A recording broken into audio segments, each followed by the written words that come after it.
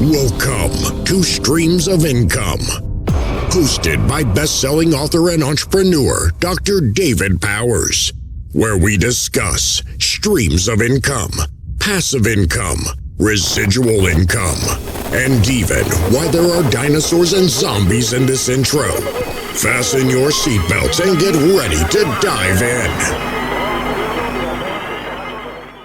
All right, everybody, welcome to the Streams of Income podcast, and we are here with an amazing guy, Rob Thompson, Coach Rob, as I usually call him where I see him, and he's going to talk to us today about a lot of things, but one of the main reasons I wanted to book him is because he is in an industry that gets a bad rap, and this guy is changing the whole image for that industry with some of the stuff he's doing. So that's a little teaser right there, and I'm going to let him talk about it more, but before we go a little further, I want to apologize for my voice. There is some kind of seasonal allergy thing going on. And, of course, Rob's going to be doing most of the talking today, and because y'all hear me plenty. But I just apologize if I sound like there's a frog in here somewhere. All right, so, Rob, how you doing, man? Man, doing good. Dr. Dave, thanks for having me on, man. This is it's an honor to be here, and I'm excited, man. I'm excited with what you're doing with streams of income, and this is an awesome podcast that is helping a lot of people out, and thanks for inviting me to be on today. Yeah. And I tell you what, we'll carry that teaser on a little further because I know that if they're watching the YouTube version of this, they can see that logo on your shirt. So maybe a little teaser there. But first, I want to tell everybody how I met you. And we'll talk about that stream of income first.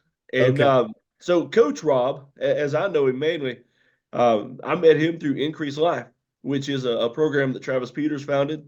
And it's an amazing, I don't know, man, I'll let you sum it up better, but it's like entrepreneurial, Bible-focused, kingdom money. I mean, it's all that, and it's been incredibly motivating to me. And that's where I met you. Rob is one of the main coaches that runs the whole thing. Matter of fact, you're doing a Bible study today, right? We're doing one a couple hours, so yeah. Yeah. All right, so tell us about Increase Life. What exactly is that, and what do you do there? Yeah, Increase Life Ministries is it's a lifestyle program, and the goal of the program is to experience increase in every area of our lives. We believe that God has called us to be agents of increase. That means not only experience increase for ourselves, but help others to experience increase as well.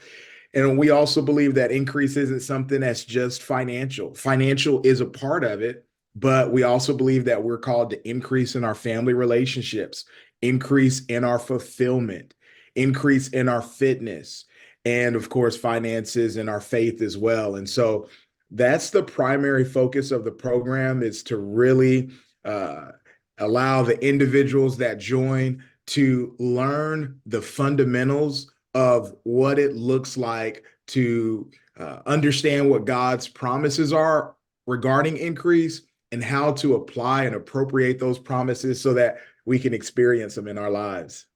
Oh, yeah, man. And as far as a mastermind goes, when I'm able to jump into those Tuesday morning calls with you guys, it is amazing. I mean, the variety of entrepreneurs that are in there, and everybody kingdom minded, but the variety, I mean, there's sheep farmers. There's a guy that runs like luxury cabins. Yeah. I think there's a roofer in there, of course, a bunch of authors and content creators. And it's just amazing. I mean, it's so many viewpoints. There's a lady in there that makes pies for a living, and it's pretty amazing. It's a lot of fun, and that's the beauty of it. Is sometimes we think that increase has to look a certain way, and we can trip ourselves up if we get stuck in that mindset that says, man, it's got to look like this, and if it doesn't look like this, then it won't work. Well, we believe that God is uniquely gifted and talented, every individual on the earth, and we can tap into those gifts and talents and skill sets and just what is around us, what's in our hand that he's given us.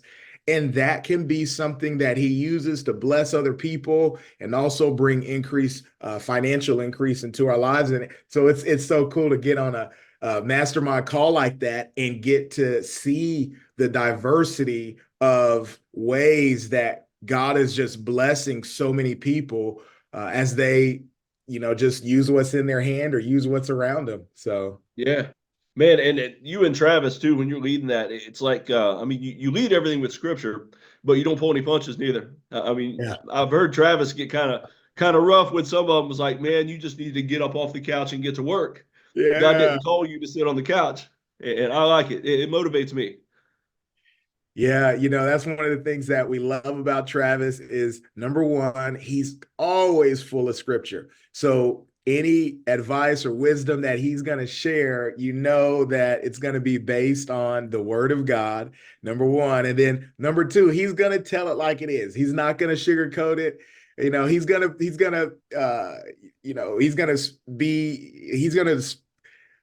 I'll say it like this. He's going to speak the truth in love. It's Yeah, going to be direct and he's going to be right to the point. But we love it. It's something that not enough people nowadays love you enough to not just agree with what you're saying when you're in self-deception. oh man, that's good.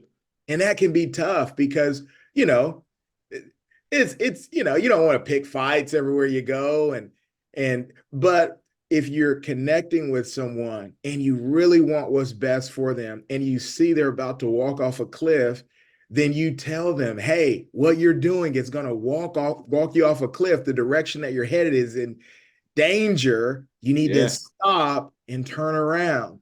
And that's all he does. And it's awesome. It's enjoyable. We love it, but it's so rare. And that's why it's kind of funny. We laugh about it all the time. But yeah. yeah. Another thing I love is, and this probably carries through into the check cashing too, is you and your wife are a team. And I mean, she's always on the calls too. And it's kind of weird. I can see like two different viewpoints of your house on the Yeah. Zoom call. Yeah, I feel like you guys are at opposite ends of the dining room table or something. Yeah. But it's pretty We cool. And she's probably could. motivated too. Yeah. We probably could do that, be in different parts of the same room but yeah, at least, I'm so grateful for her. She comes from a an entrepreneurial background. Like her dad, he was very entrepreneurial in nature. And, you know, not every child in your family picks up the traits of the parents. But she did. She picked up that trait from her dad, and she's gifted. She loves business and entrepreneurship and finding ways to start things and she's done an amazing job. She created a community of homeschool educators that are a part of they use a homeschool program called Charlotte Mason. Oh yeah. And yeah, so Good program. yeah, she loves it and she just joined this program here, but she built this community around an event that really pours into the home educators because they're giving out every day, Yeah. serving the kids, serving the families. She's like, man, we need something that pours into them. And so she did a great job launching an event, a live in-person and virtual event this summer. And I'm just like, this isn't a surprise for me. She just picked it up and crushed it, had over 70 or 80 home educators in person and Wow. several That's for a first time event. That's pretty good. for the first time. Yeah, I'd only been marketing it for about 6 months or so, but she Wow. did a phenomenal job. So yeah. Yeah. But I tell you what, how about we hit into the dark side of streams of income? Tell me about, and you can go as far back as you want to. Tell me some streams of income you've tried that maybe didn't work out, or you might have realized you want this ain't for me. Man, it's so funny. I was talking about this the other day to Elise and Travis actually. We the first, I guess you would say, yeah, it was a stream of income that wasn't a part of a day job. It was the first business that I had was a DJ business. Ah, Yeah. I can see you doing And that, man, spinning the records. spinning the records. And that's exactly why I got into it. I got into it because I loved the art of turntablism, is what they call it, scratching and all of Yeah. that stuff. And so I was All right, just, wait a second. How old are you? I'm 41. Okay, yeah. So me and you probably listen to some of the same music, like Grandmaster Flash and some of that stuff. Absolutely. Yes. Yeah. And so I was listening to some of that, and I was just, and I had a buddy here in town. He he lives here in Oklahoma, or he did at the time, but he was from California, and he grew up with a lot of those guys, learning from them. You know, he Oh, was wow. a protege of them, and he was extremely talented. And his parents had moved to go to Bible college here in Oklahoma, so he was, relocated out here. But he began to teach me, and I began to learn, and it was just so much fun. But I thought, man, I've invested so much money in this equipment. Maybe I can do a couple of events to get a return. And Yeah. next thing you know, a couple of years in, we were running a DJ business that had me pretty busy, just about every weekend. And at the time, I was working a full-time job. And, you know, in hindsight, I think if I would have looked at that as an opportunity to, maybe even work for myself full time, I would have expanded it and done some other things. But I got to a point to where I was just so burnt out, and I was, Yeah. every weekend I had an event, and then I was working full time, not much family time, not as much as I wanted, and so I just shut it down. Oh, And man. it I was, bet you still got some skills, though, right? well, I've definitely can mix. I probably need to brush up on some scratching Yeah. and all that stuff, but yeah, it was so much fun. Yeah. It it's one of those things where you don't start it necessarily just to make money. You start it for the love of it, and I Yeah. think that's the cool. That's I think that's some of the best. You talk about streams of income. That's some of the best ways to start an income stream, is when you're doing something that you enjoy. And Yeah. so, Yeah. yeah, Man, and that talk about an industry or a stream of income that's changed. I mean, I can picture you back in the day carrying crates of records and stuff, but now it's all you show up with a Mac computer and that's it, man. yeah. When I started, that's how I started. I actually started with real vinyl, and the first event that I did, I had just straight up. I just had a couple of records, and I knew, between these, I think I had like six or seven. Between these seven records, I had enough music that I knew they wanted to hear, that could last me the whole, hour and a half. Um, Yeah. uh, I later did evolve with the times, and there was this program out there called Serato Scratch Live. I don't know if it's still around, but it was one of the premier DJ programs, and it was amazing because they still use what they call control vinyl. So I had Yeah. my techniques, my MK2s. I had black MK 1500 techniques, man. They were so sweet, man. They were amazing. And Yeah. so I had those two control vinyl, and then Serato was hooked into my mixer, and it was awesome. But yeah, we Oh, had a man. music that way too. So So if there's an increased live event at some point, the party is going to be hosted oh by yeah, Rob. I got you. I got Yeah. you, man. Game on. We'll figure it out. Yep. I don't have my equipment anymore, but hey, we'll figure something out. I'll get Oh, some man. way to mix some. With the age range of a lot of the people I see on the calls too. I mean, we all share a lot of the same musical interests. Oh yeah. Oh yeah. We Yep. would have a blast. I love the Oh class. yeah. All right, I tell you. Excuse me. Tell you what, let's go ahead and move on into the chat caching. So tell me, kind of from the beginning, how you got into that. If you want, you can talk a little bit about the bad stuff that the stereotype people get. But what I really want to know most of all is the ways you're changing that industry. Because I mean, it's still got a bad rap. Where I live, the check cashing place is right beside the where you can go rent TVs and stuff. Yeah. And Yeah. it's always in the poor neighborhoods, but of course that's usually the demographic. Right. So Yeah. I know not all the stereotypes true, so I'm gonna give you a chance to dispel all that. Yeah, absolutely. Well, I appreciate you for asking. And, it was an industry I think I never saw myself getting into. when you go back and you're looking at, oh man, what is it that you want to do, or different things like that. It was never, oh man, one day I want to own a check cashing store and help, but anyway, but that's what came to me. I worked in non-standard auto insurance for about 10 years. What is that non-standard? So non-standard auto insurance is auto insurance that's tailored towards high risk drivers. Oh, okay, like the SR22 DUI guys and stuff Yes, like that. Okay. exactly. Yeah, they need an SR22, or they've got a lot of accidents, or maybe their insurance has, lapsed multiple times in a 6-month period. And so, what they call standard carriers like your State Farm or Yeah. your Allstate, some of those guys, they won't insure you.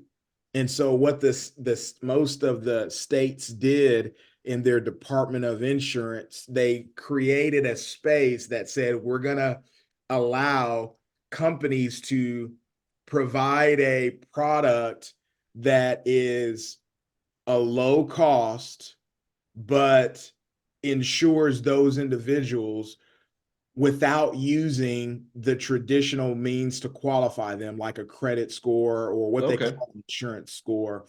And so, it's amazing because I was in that industry for a little over 10 years, and had a experience working with these guys. They were about my age, and they bought an existing agency that had about 200 or so customers, and I was able to watch them just through their commitment and their dedication to that specific niche.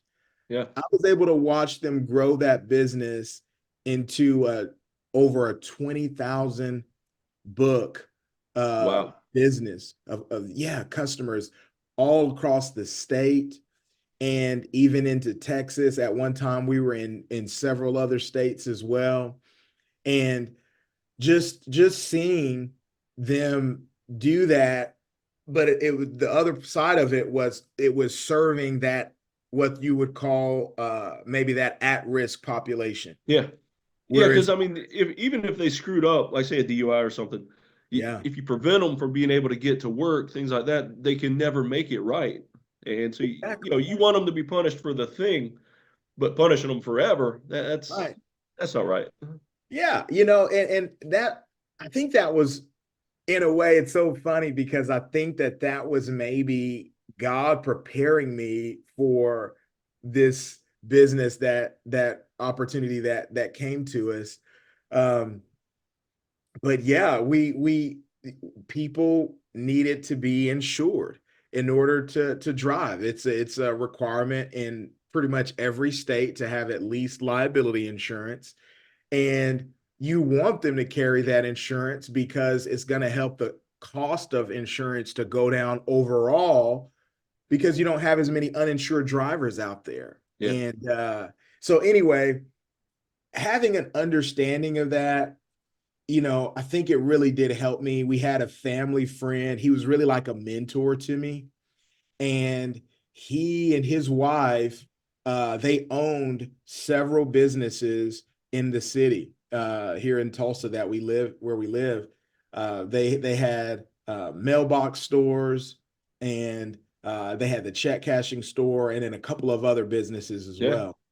And he retired from, he still had a day job that he was working, and Wow. And he still owned all that.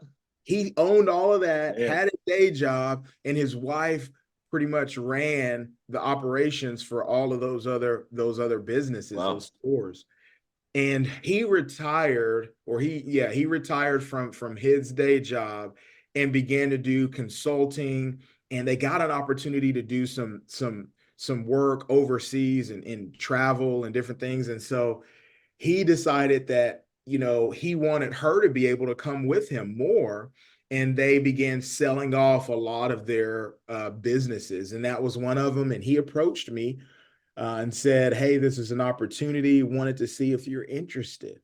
Yeah. And early on when I was in college, I had a mentor that told me I was facing, I had some opportunities that came to me, some really cool student leadership opportunities. They were cool, but they came with a very significant time commitment. Yeah. And I went to this mentor of mine and I said, man, I really want to do this. I'm not sure if I should. I'm not sure if I want. He told me, he said, hey, trust the process. Trust the process. There's an interview process, isn't there? I was like, yeah. He said, well, just go through the interview process, ask questions, and trust that as you go through that process, the answers that you need and the direction that you need will be revealed. Oh, You'll that's either good. have a piece to move forward or you won't, and you'll move in a different direction. And I remember that to this day. Every time I get an opportunity that comes up, that's the mindset that I still use to this day. I trust the process. And so that's what Elise and I did as the opportunity came to us. It was interesting. It sounded awesome. I wanted to own something of my own. However, I was still working, full time Yeah. in insurance, and just wasn't quite sure, if it was something we could even afford and all of that, man. And so we just trusted the process. We met with them and asked questions. We looked at the store. We looked at, what the agreement would look like financially. It just really took it one step at a time and did it prayerfully. And as we did that, I had piece after piece. And I got to one point to where there was some pretty significant work that I was going to have to do. And I'll just tell you, it's whenever you're in our industry, we're called money service businesses. It's a highly regulated industry. Yeah. And in order to get a bank account, just an operating account for with the bank, uh, most banks won't do it because after 9/11, the FinCEN came in. Oh, yeah. They said, hey, these businesses have been used for funding terrorist activity. Oh, see, And I didn't even know about that part of the stereotype. yeah, so what they did was they said, we're going to make sure that there is a greater level of oversight. So you're going to have to jump through all of these additional hoops and regulations. Well, once that happened, a lot of banks said, we don't want to jump through these regulations. So they went through what was called de-risking, and they began cutting all of the bank accounts Oh, that wow. were MSBs. And so you had a lot of MSBs that went out of business after that, and it just became very difficult to start an MSB if you didn't already have a bank account before then. Yeah. So I went through that process, even though the business was in existence. I I went through that process of having to find a bank account because it was going to be under new ownership. Yeah. And I, just about every bank told me no that I went to. I mean, it was like no after no after no after no after no. And I at several points I wanted to give up. And I was just like, well, maybe this is a sign that this isn't for us. And I remember where I was in our house, and I just told God, I was just like, hey, you know what? I can walk away. I don't need this. We're making good money where we are now. I don't need this. This is not like something that we have to have. Yeah. And I very clearly remember the Holy Spirit. I felt like it was like grabbing me and saying, no, this is for you. Keep going. And it was just like, okay. And it was amazing because I don't know if it was the very next bank I reached out to, or And I think I felt like it seemed like I had reached out to about 100 different banks. I Yeah. was reaching out to everybody. This is like the very next one I reached out to ended up being a bank that opened their doors to us. And they said, absolutely, we totally love to have an account here for Yeah. you. Wow. And it was great, man. And so I'm forever grateful to that bank. And we ended up taking the opportunity and you're right. I think as I moved into it, I was curious. I like you had this idea and this perception that, man, this is a predatory industry. And the only reason that I even moved forward with meeting with my mentor about it was because of the type of man that he was. Okay. That's awesome. Yeah. That's the only reason. Because in my mind, I said, man, my view of what this business does and who he is as a man, they don't line up. Yeah. So something's off. Something's off, right? And so the only reason I agreed to meet with him and expressed interest and began taking steps was because he was a man of extremely high character. He was extremely well respected in the city. He very frugal, just a hardworking guy, man. And I was he had a reputation for being extremely smart and just a great business guy, right? He was just one of those guys, man. He knew business and he knew faith, and he was a minister as well, right? And so Yeah. great, respect his family. His kids had all grown up and great families. And so he had done a good job. He had produced good fruit. And so as I began asking him, he told me, and I began to experience this for myself as I got closer to the business, man, we are providing a valuable service to individuals that aren't able to receive the same service from banks. Yeah. In some instances.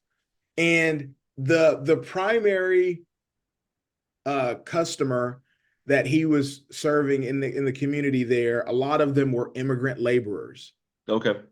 And that was probably about, probably about, at the time, about 70% of their customer base were guys that worked construction crews or landscaping, different things like that. And they would, they would have their paycheck and they would have their, whatever their form of government ID that they had. Some of them had matriculas, which is like the consulate cards. Some of them had passports. Some of them had, the electoral cards. Some of them did have state driver's license or IDs, but he was able to help them get access to their money. Yeah. Yep. And the business owner that was paying them wanted to do it the right way. They didn't want to just give them cash under the table. They wanted to write them a check so it could be tracked, that contract employee. And so they were in a situation where, for whatever reason, they couldn't go to a bank to get that, either get it deposited into an account or to get it cashed at a bank. Yeah. Okay. And so, man, instead of the predator side of this business, I can see so many opportunities where this could be a business ministry. I mean, just total opposite from the stereotype. Absolutely. Absolutely. And that's what my eyes began to be open to and continues to be open to. The more I'm in it, the more I see how especially nowadays where there is a proliferation of online banks. There's so many customers that are using banks like Chime or Cash App or different ones where they don't have a local branch. Yeah. And so when they get paid with a check, there's limits to how much you can remote deposit in those accounts. And I had a gentleman that came to the store the other day, and he received a check from a death benefit, and it was a situation where he had an online bank, and the amount of the check was greater than the online bank would allow you to remote deposit. And so he was in a situation where he needed to either get a bank account, which, because of, I think, some previous credit history and stuff like that, he wasn't able to do that. Or he was just going to have to figure out another way, maybe have them issue the check to another person that could deposit it and give him the money. It was just going to be extremely challenging for him to get that money. And so for us to be able to get the check verified for him and then help him to get his cash is something that he was extremely grateful for. I mean, he was like, hey, how can I go on Google and express, my gratitude or whatever? And he wrote an awesome review. And, that began to just change my perception even more. Is, this is an opportunity that we have. And maybe the customer is not in a situation where they need to use our services for the rest of their life, but maybe they're in a situation now where, man, you know what? It works better for me to go ahead and cash this check than to, if I have a bank account, wait 10 days for it to settle before I can get access to it. Or some banks will make, 5 days, just because of the situation they're in. And so the thing that the Holy Spirit has just really just encouraged me on is, as I do it, as I help individuals in this way, just to continue to add value to them. Yeah. Oh, yeah. Man, while you were talking, I just now pulled up on Google Maps to see your reviews. And you've got over 400, over 450 reviews and 4.9. And, the 4.9 isn't a big deal because there's always going to be somebody that doesn't like you for some reason. But that's a lot of reviews. I mean, that's a pretty good deal. Yeah. I think it's definitely, I'm grateful. Those are all real customer experiences. And, I was very careful. I've heard of businesses that'll pay. You can, hey, just pay people to go do some Google reviews. Oh, yeah. And, I didn't want to do that, but it's been great because, man, Dr. Dave, you would be amazed at how many people, when we ask them how they heard about us, they say, man, I looked online and I saw all of your reviews and I said, let me try there first. They probably were doing a good job, right? Oh, yeah.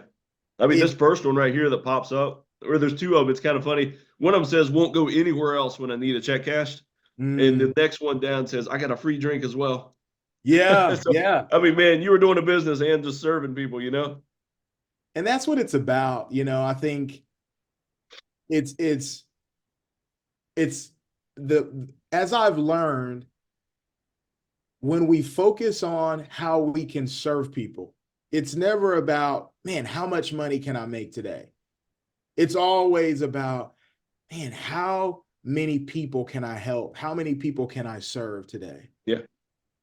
And as I focus on that, and it shifts your perspective, and you focus on, that the needs of that customer and providing that need for them, man, it really does work. I could totally see Matthew 6:33, where we're seeking what's important to God first. We're seeking his kingdom, the way he does things, and his righteousness, and he's adding everything else to us. And that's really what it's about. And that's what we've seen. We've seen customers come and we've grown, and it's been because the focus has been on just serving. Yeah, that's amazing. And I've seen a few Facebook posts because I follow you on Facebook, and you send out regular like scriptures to people on social media, emails and stuff. I've seen, didn't your kids have a snack bar or something inside the shop at one Yeah, time? yeah. I mean, little entrepreneurs, they're serving people too. It's pretty amazing.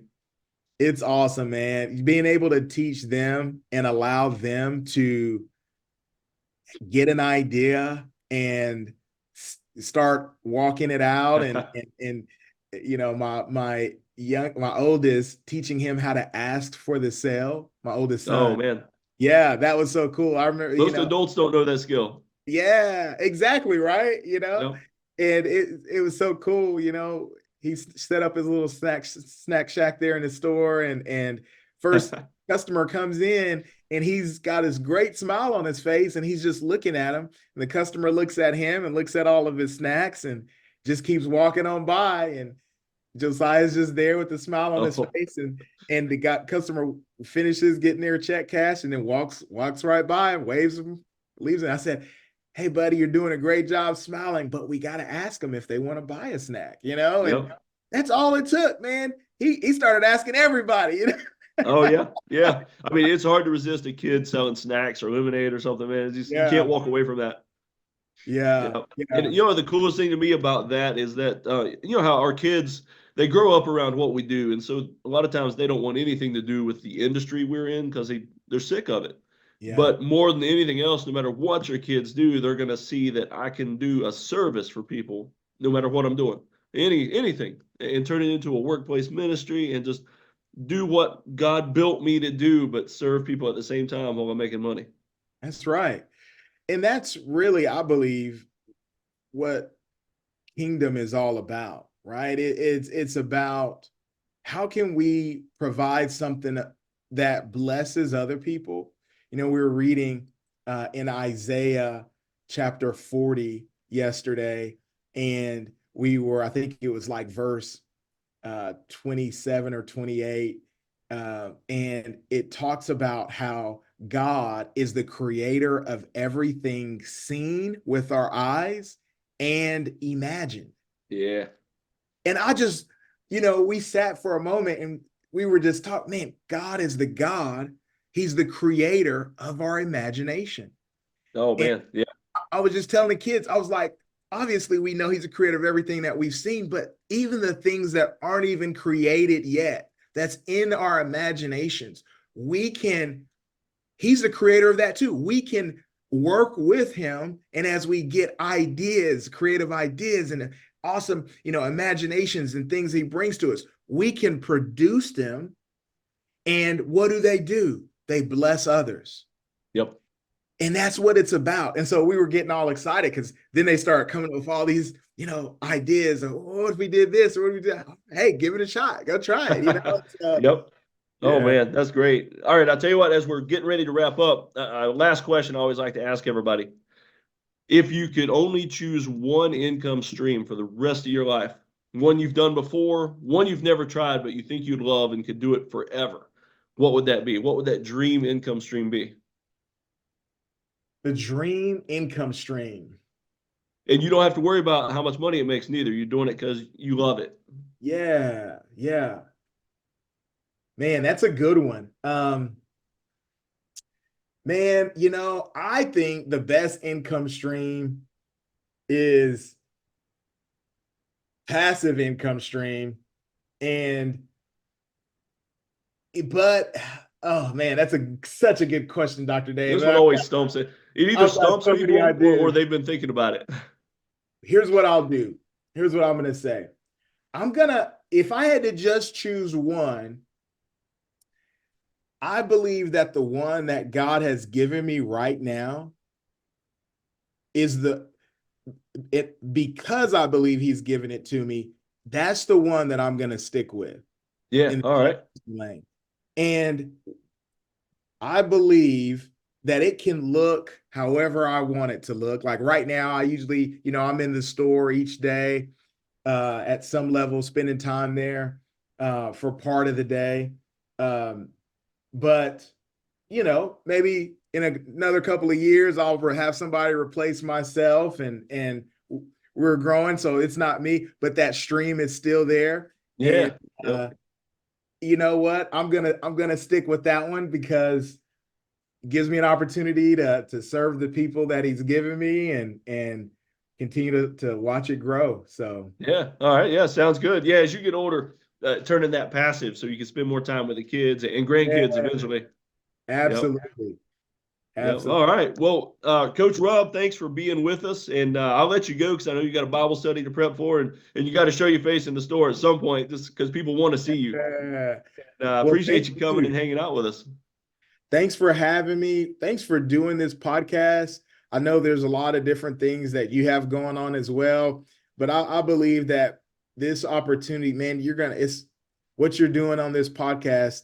It's going to bless a lot of people. So many people, they have a desire for financial independence and maybe to diversify streams of income, but they're not sure how. And what you're doing is you're really priming that pump and helping them to see how anything is possible.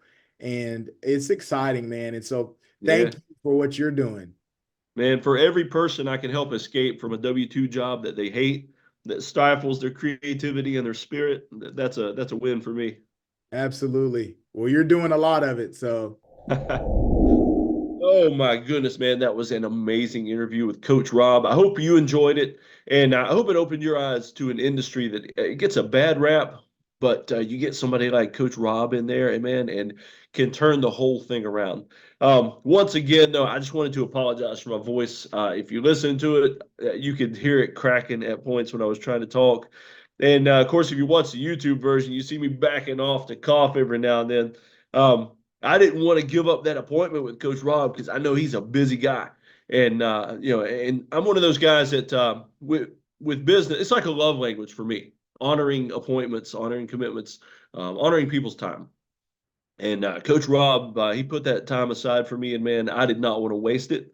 Did not want to waste his time, but let me tell you a secret. Um, I was in a jiu-jitsu conference last week, and 4 days straight, man, of getting my butt kicked. I was doing some butt kicking as well, but you're not learning if you're not getting beat every now and then. And so I think that thing just completely wiped me out, man. And as soon as I got home on Sunday, Monday morning, I was back to work and back to my regular. I did 3 workouts Monday. Did my regular, time in the Iron Barn with my kids.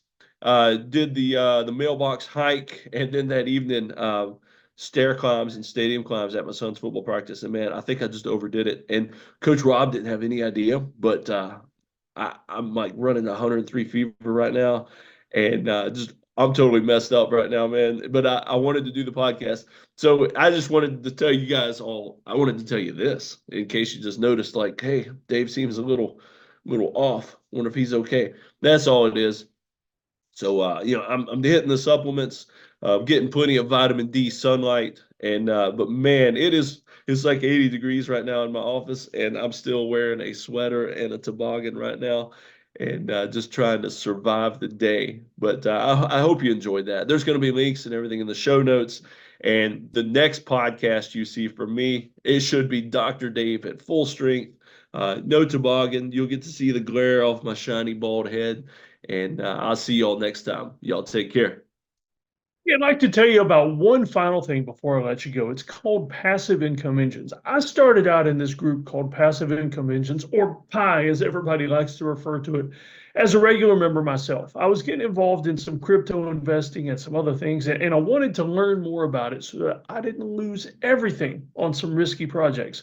And so I joined PI and started going through the classes there. And there were some amazing things about side hustles and all kinds of lessons about cryptocurrency and investing and not just buying Bitcoin, but some crazy in-depth projects. And so I want to tell you about that. Now, the link, of course, is in the show notes. You're welcome to look at that. But PI is something now that I have grown from a member to the guy that manages the whole thing. So you'll see me in there a lot. It's a group now where we teach everything from side hustles to full-time jobs to investing in fractional real estate, all kinds of crazy, fun, and exciting things. I hope you'll join us there. And we have a pretty awesome active Facebook group where we all talk about things, wins, losses, questions, questionable things, all kinds of stuff. So I hope you'll check it out and join us in there. All right, y'all take care.